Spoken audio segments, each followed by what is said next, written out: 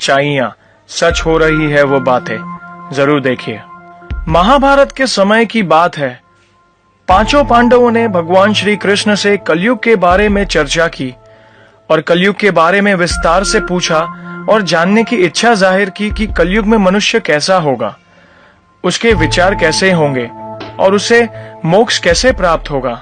इन्हीं प्रश्नों का उत्तर देने के लिए भगवान श्री कृष्ण कहते हैं, तुम पांचों भाई वन में जाओ और जो कुछ भी दिखे वह आकर मुझे बताओ, मैं तुम्हें उसका प्रभाव बताऊंगा। पांचों भाई वन में गए। युधिष्ठिर महाराज ने देखा कि किसी हाथी की 2 सूंड हैं। यह देखकर आश्चर्य का पार न रहा। अर्जुन दूसरी दिशा में गए। वहां उन्होंने देखा कि कोई पक्षी है, उसके पंखों पर वैद की ऋचाएं लिखी हुई है, पर वह पक्षी मुर्दे का मांस खा रहा है। यह भी आश्चर्य है। भीम ने तीसरा आश्चर्य देखा कि गाय ने बछड़े को जन्म दिया है और बछड़े को इतना चाट रही है कि बछड़ा लहूलुहान हो जाता है। सहदेव ने चौथा आश्चर्य देखा कि 6-7 कुएं हैं और आसपास के कुओं में पानी है, किंतु बीच का कुआं खाली है। बीच का कुआं गहरा है, फिर भी पानी नहीं है।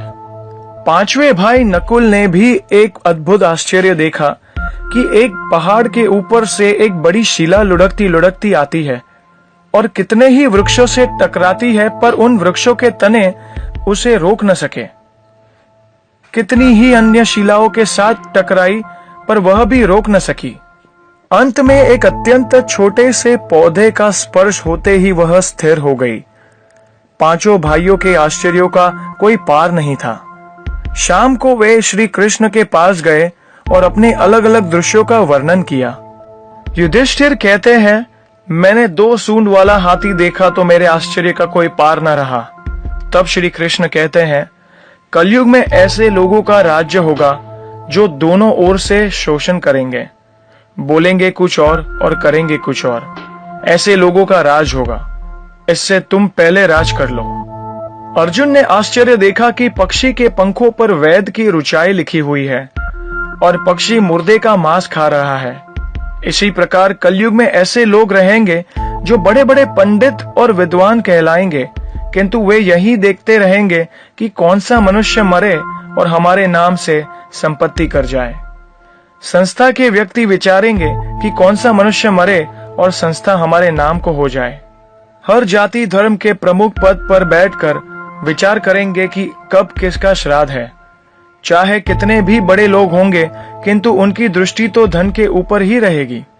ऐसे लोगों की बहुतायत होगी जो परधन को हरने और छीनने को आतुर होंगे, और कोई कोई विरला ही संत पुरुष होगा। भीम ने तीसरा आश्चर्य देखा कि गाय अपने बछड़े को इतना चाटती है कि बछड़ा लहूलुहान हो जाता है। कलयुग का आदमी शिशुपाल हो जाएगा। बालकों के लिए इतनी ममता करेगा कि उन्हें अपने विकास का अवसर ही नहीं मिलेगा। किसी का बेटा घर छोड़कर साधु बनेगा तो हजारों व्यक्ति दर्शन करेंगे, किंतु यदि अपना बेटा साधु बनता होगा तो रोएंगे कि मेरे बेटे का क्या होगा। इतनी सारी ममता होगी कि उसे मोह माया और परिवार में ही बांध कर रखेंगे और उसका जीवन वहीं खत्म हो जाएगा। अंत में बेचारा अनाथ होकर मरेगा।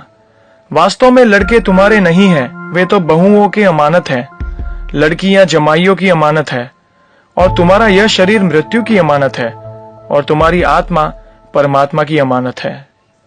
सहदेव ने चौथा आश्चर्य यह देखा कि 5-7 भरे कुएं के बीच का कुआं एकदम खाली था।